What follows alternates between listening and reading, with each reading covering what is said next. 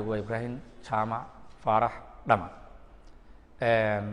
waxaan rabaa inaan idila wadaago taariikh ku saabsan noloshayda taariikhdaas oo dhacday 30 sano ka hor taasi oo ah mid aanan saameyn culus noloshayda ku leh oo aan marnaba ka baxaynin magaalada Hargeysa ayaan deganayn markii dadka la rusheeyay ee madfac iyo diyaarad laga daalay ayaa dadkii magaalada Hargeysa deganaa oo aanu ka mid ahayn qof waliba noloshiisa kula eertay dhinacii uu bixi karayay waxaan deganayn waqooyiga magaalada Hargeysa waxaan u baxnay dhinaca iyo biyashiinaha iyo geedeble markii aanu geedeble tagnay haddana halkii aanu nafta kula eeranayna lagama hadhin wala nagaga daba yimid diyaarad ayaa nagaga daba timid nagula rushaysay waxa aan xasuustaa oo noloshayda aan ka baxaynin oo saameyn culus igu yeelatay maalmaha ka mid ah dadku waa kii dooxyada liidadkooda degayeen annagoo dooxa ku ciyaarayna oo ciidda waa tilla kuuskuusan jiray ciidda yarada kuuskuuska ahayd ku ciyaarayna ciyaal badanina ay nala ciyaarayaan dadka inta waaweynna ay waababka harsanayaan ayaa diyaaradii laba diyaaradood oo isdaba socda ta horena ay sawir qaad tahay ta dambana ay tahay tii dadka leenis ay soo mareen dabadeedna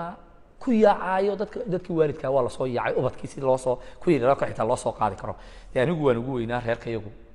lix qof ka koobna ana ugu weynaa kuwa kale way geeriraayeen hooyo ayaa markaa nala joogtay aabo uu naga maqnaa markaa anaga sayidii reerkayaga intii kale waana la socotay markii lagu soo hooyo ku soo yaacay anigu soo carar ma la yiri waa lagu roonayo waan cararo waabkii xagii waabka ayaan ugu cararay hasayee hooyo iyo intii kale oo soo qabanaysay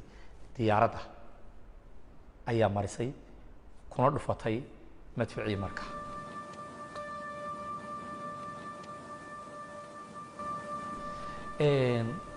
dadkii kale iyaguna meesha ciyaalkii iyo hooyooyinkii iyaguna way ku dhamaadeen wax raga markaa oo goobtooda joogay ma jirin dumar iyo caruur ayay diyaaraddu halkaa ku laysay dadna wixii dadkii waayeelka ahaayay awooyaasha iyo dadkii roonroonaa un baadee wax rago meesha joogay markaa jiray laakiin wax rago xoogay meesha ma joogin dadna dadkii intii geedaha hoos tagtay maaha intii kale meydku iyo dhiigu oo dumar iyo caruur u badani wasdex qaadeen la kala garan waa marka qofkaad soo qabataba dhinac baa go'naa waa saameyn culus bay aniga igu yeelato dee indhahayga hortooda ayay ka muuqatay qofkana dareenkiisu kacaya haddii uu arko dadkiisu iyo hortiisa yaalla oo wada meeyda laakiin subxaana wa tacaala ilaahay subxaana wa tacaala waan yaraa markaa yaraanshahaasa waxay igu keentay inaanan dee markaa isa sii saarin laakiin taariikhda haddii maanta oo kale noqon lahayd waxbaa iska bedeli lahaa halkaa waxaa dabadeedna annagu markii aanu ka yara beesha nagala durkiyey ayaa waxaa loo jeexay dadka god xabaal wadareed oo kale oo la guridaayey taasina waxay ku caddaynaysay in aanay diyaaradda meesha maraysay aanay u kala soocaynin kani waa nin iyo kani waa ciyaal iyo kani waa dumar waxay ahayd mid isirtira ah oo markaa dadka meesha la joogay dhammaan lagu wada dhammaynayo adigu intii badbaadiyay dadka markaa ka ambabaxnay goobta maalin sii nagaanay maalintii labaad habeennimadii iyadoo lagu jiray labadii habeenimo ayaa la yidhi maqribkii waa la guuraynayaa dabeedna waxaa la qabsaday waddadii dheerayd ee lagaga baxayay xadka dabeedna waxaanu marnay caabudla waxaa caabudla hoosta laga soo qabsaday xaggaasaa loo kacay galbeed aanu wax soo maqlan waa la lugay habeenimadu dhan baa la sii socday dooxii baa la tegay dooxii dabeedna kor baa loo qaaday markaa dadka nala socday oo ay ka mid ahayd dadka nala socday markaa oo ay ka mid ahaayeen qoys deganaa xaafadda Golchano oo dadkii nala qaxay ka mid ahaa ayaa iyaduna dhacdo labaad oo iyaduna dee igu dhacday oo indhahayga aan ku arkay iyaduna ka mid noqotay oo mar labaad na qabsatay oo taa lafteeduna ay ku tusayso in dee dadka maraya meesha ay dumar iyo caruur ay u badnaayeen dadna waxay kan ay ahayd ninku wuxuu watay 8 caruur ah iyo ooridii iyo isaga iyo walaalkii waalan deedna hooyadii aabi halkan uu kaga tagay way iyagu halkan ay ku dhinteen waalidkiisii bay haayeen deedna markii aanu ka talaabeynay caabudlah ayaa ninkii waalna uu qayli faqashay waxaan sii xasuustaa wali nolosheeda saameyn ku leh habeenimada waa la jiiday dhinacna waan ka hurtay waan dhalaalowsanaa deedna anigoo la jiidayo ninkaasi qayliyo faqashay buu yiri soo wuxuu maqlaayay la waan waalane faqashtu yaanay inna maqlina aamusa sanqadhana yareeya oo qayliyay deedna rasaasti ayay soo hurtay dadkii wadada ma ka talaabayaan ala nasiibka haddii ay kugu dhacdo iyo hadal ka badbaadaba ninkii la socday gabadhiisa waxay gacanta ku haysay ilmo yar ilmo kalena way xambaarsanayd deedna marka laga talaabayay sooyada rasaastu waxay kaga dhacday halkan deedna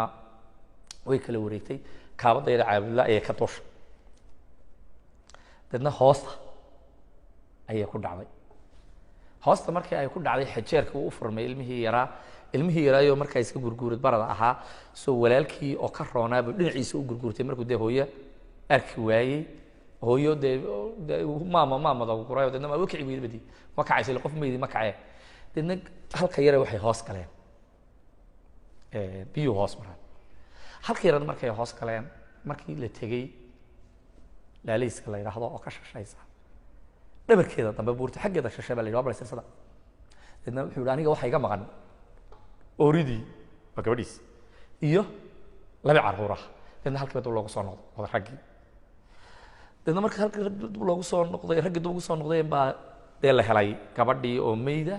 iyo labadii yaraayo labadii yar la doonay deedna meeshii yar wulu shahayd bay ku jiraan sidii baa lagu soo qaaday gabadhii meydkeedii halkii baa la keenay halkii baa lagu aasay dabeedna sidii baan dulcad ku tagnay markii aanu dulcad markaa tagnay aanu ka talawnay waxyaabaha aadka u xasuusta wax ka mid ah xitaa haraad way ma jirin hatta meel biyo la xitaa doonato waxaad ka baqanaysay goobihii biyaha oo kale waa la fadhiyay oo xaggan alla badi agteeda oo kale dee meel biyo goobaha biyaha oo kale waxa fadhiday taliskii markaa oo xadka ilaalinaya dadku ilaalin ka talaabay haraadka waxyaabaha inoo sheegay ugu sii darnaa waxa ka mid ahayd haraad carabkayna engegay biyaha yar la helo waa ku qoyn af bay ahayd iyadoo laga baqanayo in dadka wax la yeelo deedna adigu sidii ayaan ku tagnay xadka kaga talawnay qoontigii yaraa lana fayli lana qor dulcad tagnay adeerkay ka faalo qaad marka adeerkay baan anigu noloshayda dhammaanteed ay ku tiirsanaatay dulcad markii aan tagnay dee la deg habeennimadii dawaatii dulcad la wada magaalada wada cadaanka ahayd waxa dulcad ba loo yiri deedna qofka hadduu kala tago guriga waa waayi jir markii dadku noloshay la qabsadeen waatii dadku iska iideen noloshu dee iidda iyo waxyaabihii la galay waxyaabaha aniga nolosheeda saameynteeda ka mid ahayd wax ka mid ah waa markaan arko ilmo yaro hooyadii iyo aabihii iyo dee garab taagin iidaha waata ciyaalka iyo wax la kacaysa waxyaaba saameynta culus markaa igu yeeshay taasaa ka mid ahayd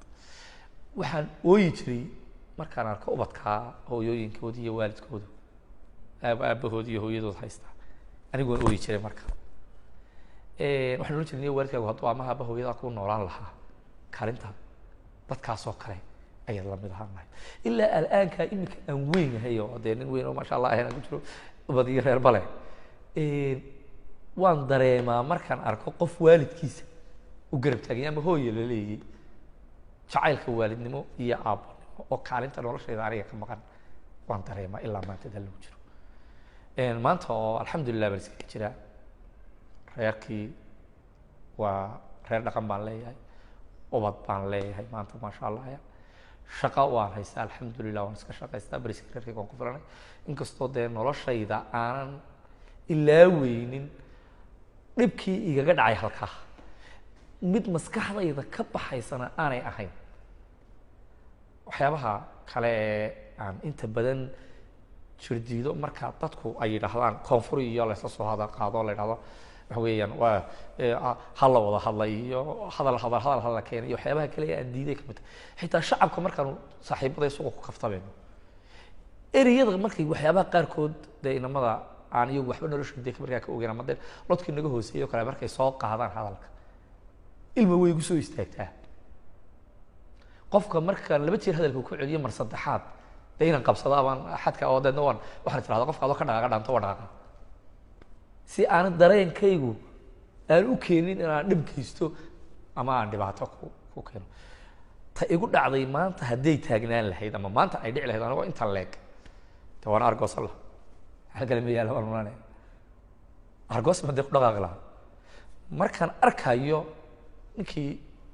waalidkayga xasuuqay markaan arkayo ninkii ubadkayga walaalaha iyo garabada ii soo istaagi lahaayeen markay ciyaalku islaynayaan dee inanku wuxuu ku faanaa walaalihii garabadaydii ninkii dhameeyey keliya iga dhigay markaan arko ama tv aan ka arko isagoo hadlaya ama isagoo dee sooba taaganba oo weli isku haysta in aanu waxbaba geysanba ama cid aanu layninba dee dareenkaygu uu kacaa ragga qaarkoodna sida dee taarikhda anigu markaan maqlay raggii dee ka dambeeyey hebel iyo hebel iyo hebel la yidhaahdo aan taarikhdeeda ku haysto dhibkii waalidkayga ku dhacayna aan haysto iyo ubadkaygii waxaan is idhahdaa war marka qaarkood malaado tv-ga kala soo baxaaba dhaami lahayd wallahi dareenka markaan tv-ga ka arko marka taasi ma aha mid iyo cuntanta aniga marka laga hadlayo wada hadal waxay iman cadaalad horta inay timaado cadaalad qofkan anaga dhibka noo geystay reerkayga xasuuqay dadkayga laayay marka maxkamadda la isku kaayigeeyo maxkamaddii noo garqaado cadaaladdii la helo ayaa waxay imanaysaa in dee anigu aan qanco oo dee marka cadaaladdii lay mariyo ama qofkii lay dilo de waan ku qancaya hasii kale ima suurtoobayso ma laha mid maskaxda ka maqaysa